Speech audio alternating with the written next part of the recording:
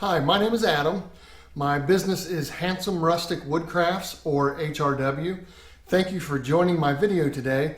Today I would like to show beginners some basics of pouring epoxy on live edge wood. Here's basically what I'll be using today.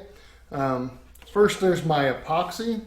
This is Pro Marine brand. It's a 1-to-1 mixture, mixed equal parts, and generally it's about the least expensive one I can find that really seems to perform very well. This 2-gallon kit's usually about $110. Sounds expensive, but there's some others you can compare it to that cost quite a bit more. I'm using this powdered mica pigment from Baltic Day.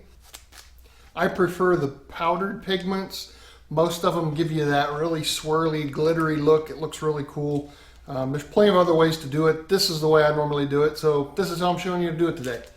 I mix in these particular cups. They have a scale for straight up ounces. They have scales on them for many different mixtures. Your mixture is up here and it shows you how much to put in of each item.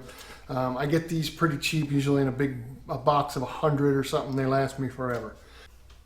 I've already prepped this piece of black locust that all I'm doing is filling in some of the holes and voids, a couple small cracks on it. I've already prepped it the way I like it. I used this Tyvek tape to seal off anywhere that it may leak. The stuff sticks like you wouldn't believe, and usually most of the time you'll have no leaks at all. And then on the top side, I have put a bead of hot glue around all the holes and everything. It usually keeps the epoxy from running around. You can just kind of puddle it where you want it and it sets up and you don't have to mess with it much. So for mixing the epoxy, for this piece, I don't have a lot, so I'm not going to mix a whole lot. I've seen a lot of questions on the mixture of the powder pigment into your epoxy. It does not take much of that stuff at all. The measurements I've found, the specifications usually say use about 1 gram per ounce. A kitchen teaspoon is about 4 to 5 grams.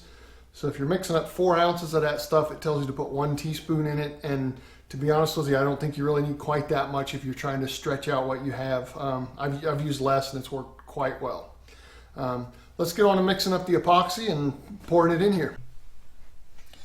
Okay, we don't have a lot of area to cover, so I'm just going to mix a few ounces. I don't have a good way to tell you how to calculate what you're going to need. It's more of a kind of a guess, to be honest with you.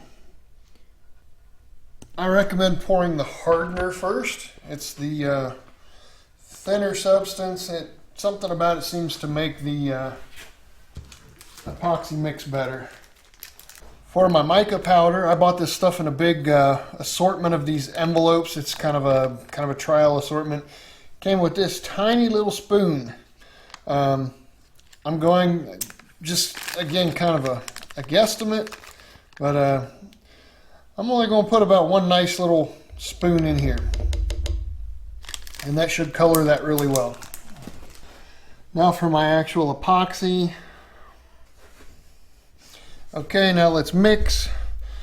If you're wanting to know, I used about 3 ounces of each, made about 6 ounces, and it's probably going to be way too much. And this particular stick I'm mixing with, you need to make sure your stick's clean. This one has nothing but hardened epoxy on it, and I've made sure it's very clean. It might look ugly, but nothing's coming off of it.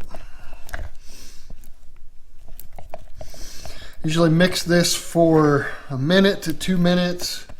Mix it kind of aggressively, keep it moving. Sometimes I'll begin the mixing stage scraping the sides a little bit, but when you're getting toward the end, when you're pouring, you don't want to scrape your sides. You can get unmixed material in it. Okay, now that I have that really good and mixed, we'll pour it. And I usually on some smaller spaces like this, I'll use my stick and just kind of let it dribble in there a little bit.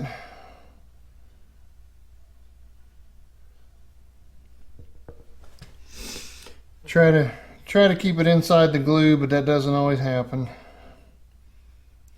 Then This stuff usually likes to be about 80 degrees. They recommend keeping it about 80 degrees while it's curing.